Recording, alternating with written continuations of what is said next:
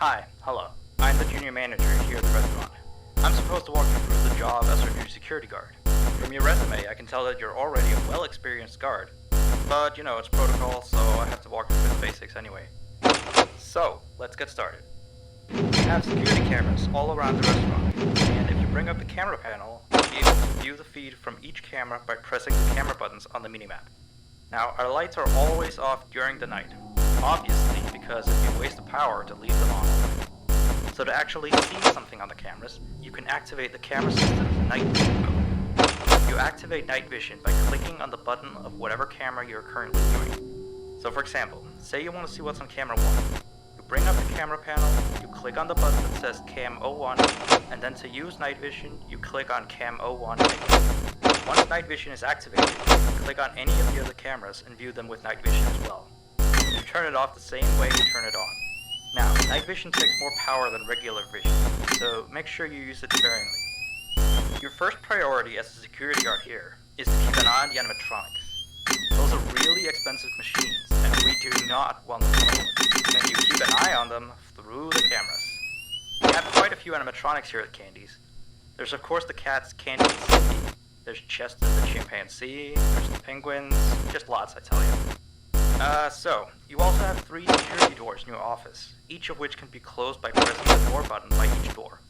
These are here in case you're in some sort of danger, but personally I just use them to shut myself off from the world when I need a break. But don't let me be your role model on that one. You need to remember that closing these doors takes power, and the longer they're closed, the more power they drain. Now, I know that sounds kinda backwards, but you have to trust me on that one. I think it's something about the doors having an automatic fail-safe feature in case the power gets cut off, so they open up if there's no more power.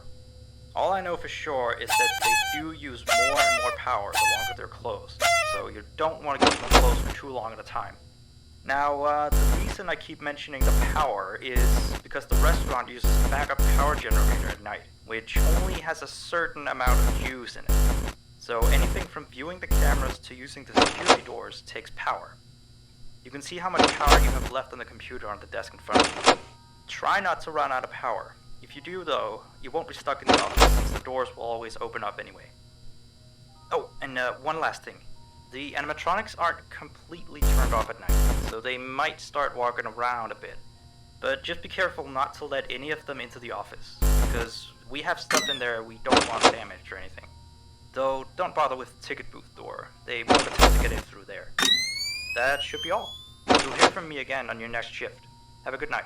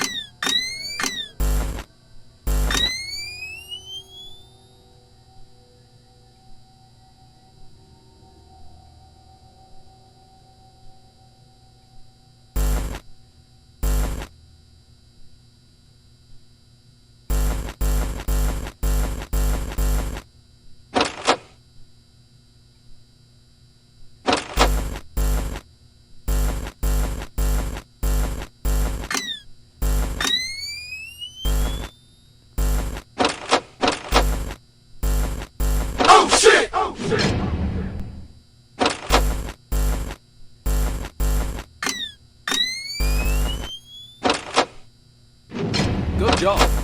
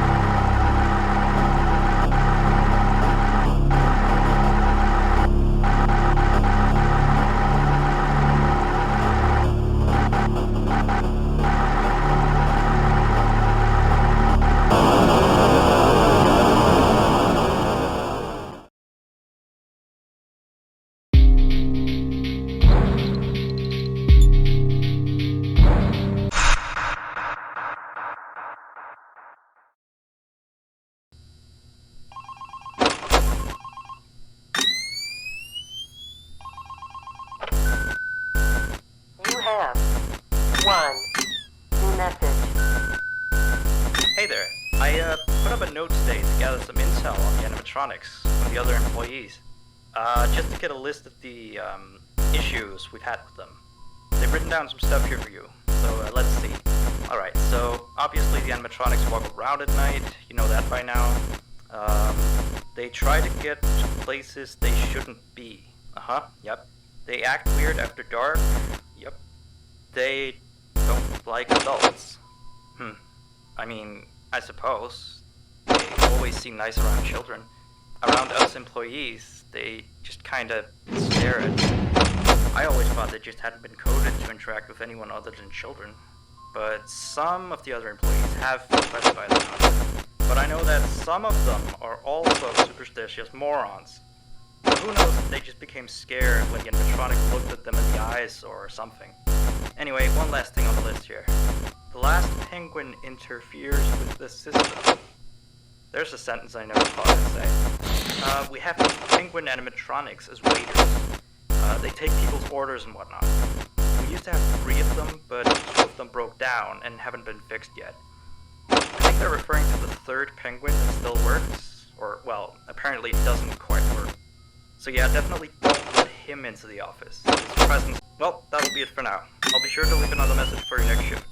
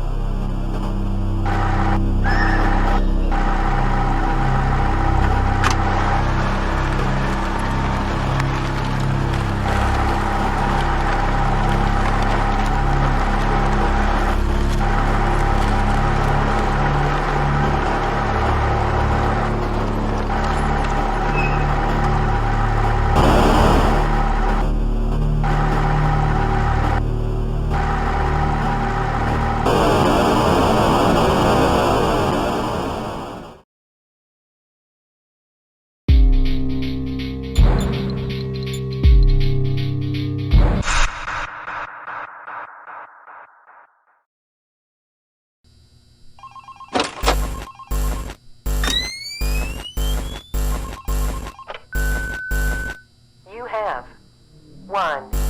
New message. Still here, I see. Awesome job these last 2 nights. You're already way better than our previous night guard. He didn't even stand 2 nights before he brought a wrench to his shift and tried to destroy one of our animatronics. The animatronic in question is the blank character, the one in the drawing room on camera 11, I think. Yeah, I'm surprised he still works. And despite the holes and the fact that his left arm and the back of his head is missing, the kids still really like him. Anyway, ever since that day, Blank's been acting almost more strange than the other animatronics. Like, among other things, he seems to have developed this fascination with getting into the office through the ticket booth. And I guess he can't see the glass or something. So yeah, keep an eye on him. If you see him heading for the ticket booth, just shut the door in his face, and then he'll find something else to do, I guess. Oh, and by the way, ever since that new Freddy Fazbear's Pizza closed last week, we've been getting more and more customers during the day. So next week, if you're up for it, we could use you on the day shift. Think it over. We'll talk later.